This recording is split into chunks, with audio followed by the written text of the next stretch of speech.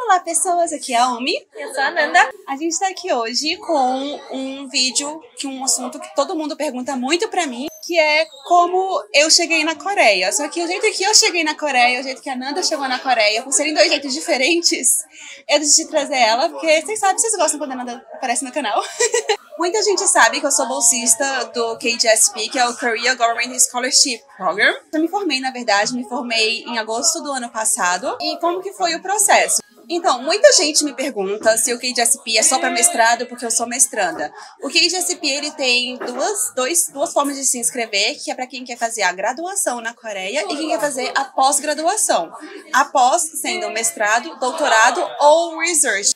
A aplicação para graduação geralmente abre em agosto ou setembro para as pessoas virem para a Coreia em fevereiro. E a application de pós-graduação abre em fevereiro para as pessoas virem para a Coreia em agosto. E aí, a documentação. Muita gente me pergunta se tem prova, como é que faz, gente? Não é prova, é uma avaliação de acordo com as suas aptidões, com as suas notas. Isso é muito importante, gente. Se vocês têm o sonho de estudar na Coreia, estudem agora!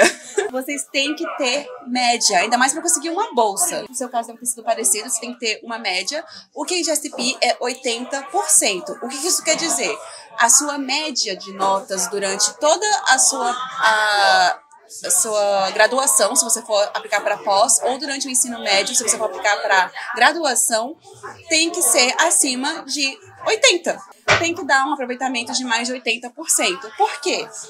Porque, no caso do KGSP, o governo está investindo dinheiro em você para você estudar. Eles vão estar te pagando as contas, eles vão estar te pagando a sua tuition, né, a mensalidade, eles vão estar pagando tudo para você.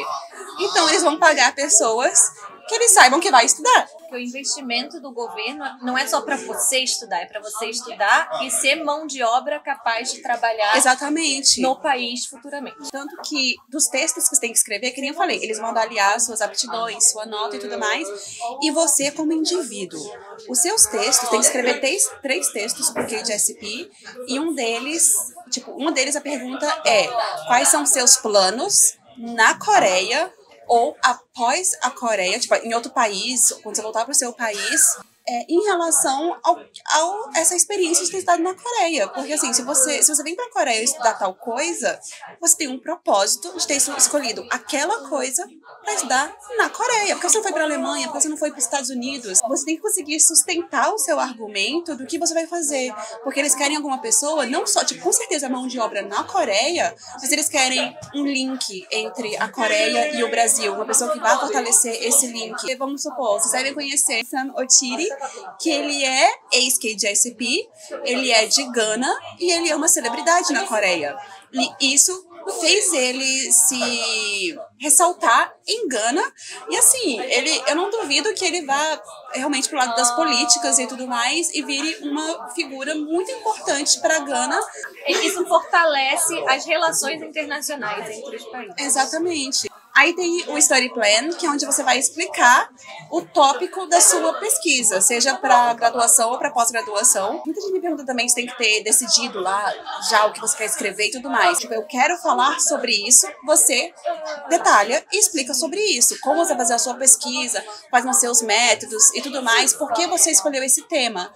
Se você ainda não tem um tema, mas tem uma ideia do que você quer pesquisar sobre, alguma coisa que você já sabe que você vai ter gosto de passar, pelo menos 6 meses da sua vida lendo só sobre isso, respirando isso, falando só sobre isso, tenha muito gosto sobre o que você vai escolher, você também pode explicar de uma forma mais abrangente. E aí vem o texto mais importante de todos, que é o Personal Statement, que é uma carta de introdução sobre você. Só que você realmente não tem um medo de se elevar. Puxem sardinha pro lado. Exatamente. De vocês. Mas não sejam prepotentes. Exato. Tem aí o equilíbrio. Um equilíbrio. Se você sabe que você é uma pessoa muito ativa na faculdade, se você faz muitas coisas, muitas atividades extracurriculares, lista tudo. Eu não tinha tanta, tipo assim, artigo publicado, essas coisas. Eu não tinha, mas eu tinha muita experiência, tanto extracurricular em moda, e eu também fui muito ativa no cenário da divulgação da cultura coreana em Brasília. Eu fiz um jeito de relacionar com o meu interesse pela Coreia, porque é uma das perguntas. Por que você quer estudar na Coreia? É tudo questão de ter argumentação, aquela coisa, se promover, se promova. Você está convencendo as pessoas a te darem uma bolsa de estudos. Pesquisa na internet, eu também não sabia como é que escrevia um study plan. Eu fui no Google e escrevi como escrever um study plan. Gente, o Google é amigo de vocês. O tempo que você leva para perguntar para outra pessoa te responder uma coisa, até a pessoa ter a paciência de te responder e te responder com detalhes, você podia ter ido no Google e ter um mar de respostas. Então, procurem no Google. Por mais boba que você ache que é a sua pergunta, procure no Google. Principalmente se ela for boba. Sim. Porque ela vai estar lá de uma maneira muito facilmente explicada e vai ser muito mais rápido, muito mais prático para você. E muitas pessoas já fizeram sua pergunta boba também. Então assim, aquela verdade, né? Não existem perguntas bobas. Mas, se você achar que ela é boba, pergunta mesmo assim, porque tem que dar a cara a tapa, gente. Tem que tentar fazer as coisas. Você tem que, obviamente, enviar documentação do tipo seu diploma, você tem que comprovar que você graduou, seu histórico de notas, qualquer coisa que você tenha de... Se você tiver artigo publicado, também tem que enviar os artigos publicados. E aí, as outras coisas, vocês podem conferir no edital. Eu vou deixar o exemplo do edital mais recente aqui embaixo, no link para vocês lerem, mas é sempre bom correr atrás de procurar essas coisas, porque o edital muda uma coisinha ou outra de um ano para o outro. Tipo, no meu edital de 2014, era só uma carta de recomendação. Eu acho que 1 ou 2 anos depois, passou a ser 2 cartas de recomendação. E isso é uma mudança grande, porque se você envia só com uma carta, você já está eliminado. E aí você pode, depois que você tem toda a documentação, você pode aplicar de 2 formas. Pela embaixada ou por universidade. E só uma dessas formas. Porque se você aplicar nas duas, você é eliminado automaticamente. Então, você pode aplicar por embaixada. E aí, quem aplica por embaixada pode escolher 3 universidades. Então, toda a sua documentação tem que ser enviada 4 vezes. Tem que enviar um envelope com 4 envelopes dentro. E esses envelopes têm que ser idênticos, com toda a documentação dentro. O primeiro envelope vai ser a embaixada que vai avaliar. Então, a embaixada vai chegar lá, vai ver essa documentação. Ok, tá tudo ok a documentação. Aí, o UNIED vai avaliar esse envelope dos originais. E vai falar, não, tá ok. Então, essa pessoa tá tudo ok mesmo. A embaixada escolheu a pessoa certa. E eles vão enviar os 3 envelopes para as 3 universidades que você escolheu. É meio confuso, mas tá escrito bonitinho na guideline. Então, são 4 pacotes de envelopes idênticos. Idênticos assim, né? As mesmas documentações. Mas esses 3 para as universidades, você pode fazer cópia ordinária. Cópia ordinária. Cópia normal dos documentos. Esse aqui é o que tem que ter as traduções juramentadas originais, as cópias autenticadas originais, enquanto esses outros 3 pode ser cópia normal mesmo. As universidades, dessas 3, pelo menos uma tem que te escolher. É muito raro nenhuma te escolher, mas acontece. Mas se 2 te escolherem, você escolhe para qual você quer ir. Se 3 te escolherem, você escolhe para qual você quer ir. Se só uma te escolher, você vai para ela, obviamente. E aí, quem aplica por universidade vai enviar só um envelope para a universidade. E a universidade vai falar, ok, eu quero que essa pessoa venha para cá. E eles vão enviar para o UNIED. No caso, tem cotas para poder preencher. Vamos supor que a embaixada são 5 pessoas e 10 pessoas enviaram a documentação para a embaixada. A embaixada vai escolher 6 pessoas. Por quê? Eles têm que escolher a cota mais 1. Porque eles vão enviar essas pessoas para o UNIED. Porque se o UNIED achar que entre as 5 pessoas não principais, as 5 selecionadas, de verdade, pela embaixada, se entre essas 5 selecionadas o UNIED discordar de alguma, ele vai ter esse extra para preencher a cota. Vamos supor que para a universidade também são 10 vagas, mas aí para a universidade são 63 universidades que você pode escolher. Qualquer curso que tenha duração de pelo menos 4 anos para graduação, 2 anos para mestrado e 3 anos para doutorado. Se passar disso, eles não cobrem a bolsa. Ou seja, é muito difícil pessoas de medicina conseguirem a bolsa do KGSP. Eu só falo pelo KGSP porque é a bolsa que eu faço parte. Aí vamos supor que por universidade, dessas 60 universidades, 60 brasileiros enviaram a documentação para 60 universidades diferentes. E aí, as universidades estão alheias uma à outra, elas não sabem quem está selecionando nem nada. Então, elas vão escolher os estudantes que elas querem e enviar para o UniEd. Vamos supor que de 60 universidades, 50 brasileiros conseguiram vaga nas universidades. Só que conseguir vaga na universidade não te garante a bolsa, porque o UniEd é que vai peneirar as vagas agora da cota. Então você pode ser muito capacitado, o seu portfólio, o seu statement, tudo pode ser muito bom e você não conseguir só por uma azar. É tipo a questão da pessoa que está avaliando, saca? Se eu estou avaliando uma coisa, eu posso avaliar de um jeito e a Nanda pode avaliar de outro. Eu posso escolher uma pessoa e a Nanda pode escolher outra. Então não desanimem, mas se você quer vir estudar na Coreia, pelo KJSP, que é o que eu tenho propriedade para explicar, eu só indico mesmo pesquisar bastante sobre as universidades, ler muito sobre elas, ler a guideline de cabo a rabo e escrever seus textos desde agora, porque você pode ir polindo eles, você pode ir deixando eles melhores, você pode ir acrescentando coisas e correr atrás de um portfólio. E portfólio eu não falo só de design, mas assim, um currículo, né? O seu currículo acadêmico. Se a sua universidade não te dá muitas oportunidades de fazer várias coisas, corre atrás de uma coisa que você possa fazer sozinho. Corre atrás de ideias, corre atrás de alguma coisa. Quando todo mundo passa da fase do UniEd, que é a fase do UniEd das universidades, isso assim, em abril sai o resultado do UniEd, que aí você vai fazer os seus exames médicos para provar que você tá são da cabeça, mente e tudo mais. Tá tudo em ordem com você, mas não só fisicamente, mas todo tipo de exame que você, até de drogas, a gente teve que fazer.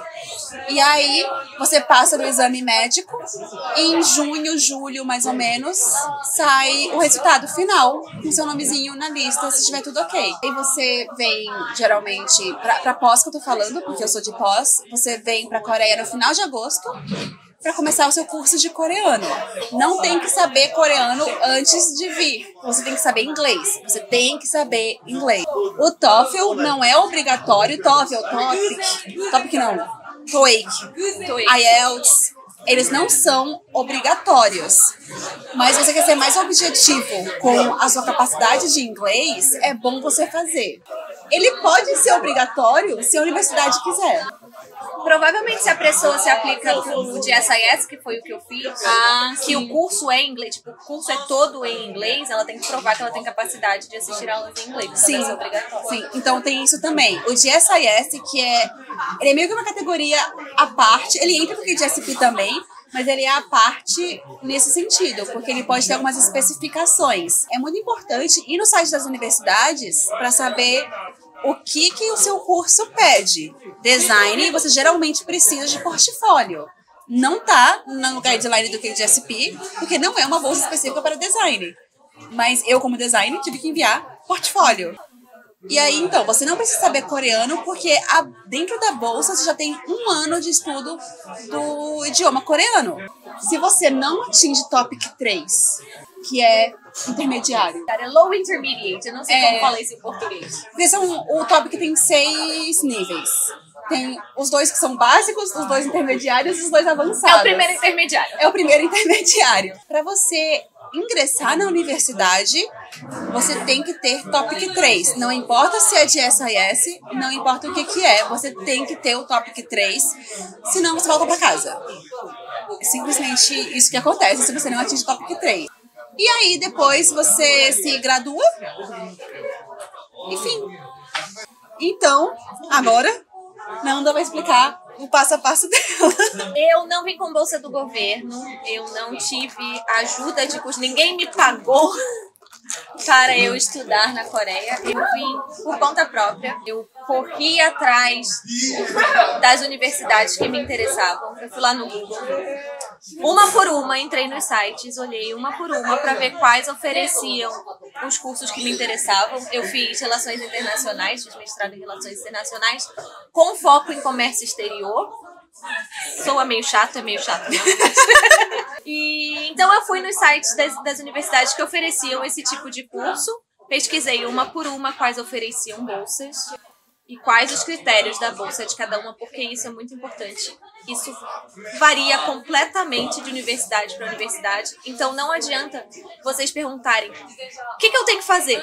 Eu não tenho como te dizer, porque você tem que pesquisar o que cada universidade te oferece e o que cada universidade requer para você poder se aplicar. Então eu escolhi as minhas duas preferidas, no caso a Career University e a IONC. Elas ofereciam na época bolsa para estrangeiros, sim, a bolsa diretamente da faculdade. Você se aplicava e de acordo com o seu application, com suas notas, do que eles achavam que você podia alcançar, eles te ofereciam algum montante de desconto na mensalidade. Então eu também tive que juntar histórico escolar, diploma, carta de recomendação, 2 cartas de recomendação. No meu caso específico, a minha universidade pediu uma de professor universitário e uma de empregador. Se você já estivesse trabalhando, se você tivesse experiência de trabalho, eles queriam uma de algum empregador. Eles pediram também o TOEFL. No meu caso, a prova de proficiência em inglês era obrigatória, porque o meu curso, como Relações Internacionais, ele foi, mesmo sendo na Coreia, ele foi todo realizado em inglês. Até os coreanos têm que fazer a prova de proficiência em inglês para serem aceitos no curso. A maior parte do material que a gente usa, né, eles são notícias internacionais, são estudos de caso das Nações Unidas, que estão todos em inglês. Para você se aplicar direto com a universidade, sem bolsa do governo, você não necessariamente precisa ter um mínimo de GPA, como é que falei? GPA. GPA ou CR, né, que chama no Brasil. Eu não sei. CR. Você não precisa ter um mínimo, mas assim, quanto maior, obviamente, mais chances você tem de ser aceito e de ser aceito com uma bolsa. Porque as bolsas são oferecidas por mérito. Você não vai ter uma bolsa. Tem isso. Você pode estudar na universidade coreana se você tem dinheiro pra pagar isso. Exato, mas se você precisa... Ninguém te impede, mas você tem que ser o quê? Aceito pelas suas capacidades. Eu também tive que escrever um personal statement, né, falando por que eu queria vir, por que eu achava que essa universidade em específico ia ser boa pra mim, quais eram os meus planos, o que eu pretendia aprender, o que eu ia fazer depois. Eu não precisei escrever um study plan, isso não era necessário, mas isso meio que estava incluso no meu personal statement. Todos os documentos traduzidos para o inglês, né, tradução juramentada. Acho que também eu tive que enviar umas 3 cópias, mesmo sendo uma universidade. Eu tive que enviar umas 3 cópias. E aí começa o período de espera também. Eu enviei meus documentos, acho que em março. Mentira, porque eu vim para a Coreia em março, peraí. É porque, para você se aplicar por conta própria, você tem 2 períodos. Você pode se aplicar para o fall, para a primavera ou para o outono. Você tem essas 2 chances. São quando começam os semestres. Eu me apliquei para a primavera, então eu me apliquei em torno de novembro, dezembro. Recebi o aviso que eu tinha passado em janeiro para começar as aulas em março. É isso, aí começa aquela espera, você pode receber o que eles te oferecem. Geralmente, varia de universidade para universidade, mas geralmente 25%, 50%, 75% ou 100% de bolsa. Eu nunca fui muito... Não que eu não seja boa aluna, eu sou uma pessoa muito aplicada. Mas assim, a preguiça às vezes vencia. Então, eu nunca tive 100% de bolsa. Eu fui aceita com 50%. Então, eu tive... Ainda assim, é muito bom. Gente, facilita muito, porque assim, metade ainda é muito dinheiro. Eu tive que trabalhar desde que eu comecei a faculdade para poder complementar o dinheiro. Se você não tem o GPA 8, que é o mínimo para você tentar o CAGSP, e é um fator de eliminação, mas você ainda tem muita vontade de tentar uma bolsa na Coreia, você quer estudar na Coreia, você quer vir, eu acho que é válido você preparar seus documentos, procurar que universidades oferecem bolsas para estrangeiros e tentar. Exatamente. O KJCP não é o único jeito de vir para a Coreia. Você pode vir por conta própria, tem outras bolsas. tem outros métodos de vir. Então, é sempre importante aquilo que eu sempre falo: correr atrás, pesquisar. E às vezes também, mesmo quando você procura no site da universidade, ele não especifica todas as bolsas que ele oferece. Então não custa nada, se você tem muita vontade de fazer aquele curso específico naquela universidade, não custa nada você mandar um e-mail perguntando: existe alguma opção, existe interesse? Gente, nada cai do céu! E aí, se vocês tiverem qualquer outra dúvida sobre vida na Coreia, trabalhar na Coreia, estudar na Coreia, vocês podem deixar aqui embaixo suas dúvidas, porque como eu disse no vídeo de introdução do Veda, eu vou fazer no final do mês, talvez 30 de abril, não sei que dia vai cair no 30 de abril, mas o último vlog do mês provavelmente vai ser um super FAQ, tipo um super ask, respondendo todas as perguntas de vocês e usar um pouco dela para passar mais informação para vocês, né? Ela deixa. Eu deixo, eu permito. Então é isso, gente. Não esquece de deixar seu like se você gostou do conteúdo, se você gosta da gente. E se inscreve no canal se você não for inscrito ainda. Deixa seus comentários aqui embaixo, se você quer vir pra Coreia, conta a sua história. Se você já veio pra Coreia, compartilha a sua história também. Vamos deixar aqui embaixo também uma fonte de informação para as outras pessoas. E a gente se vê então no próximo vídeo. Tchau, tchau!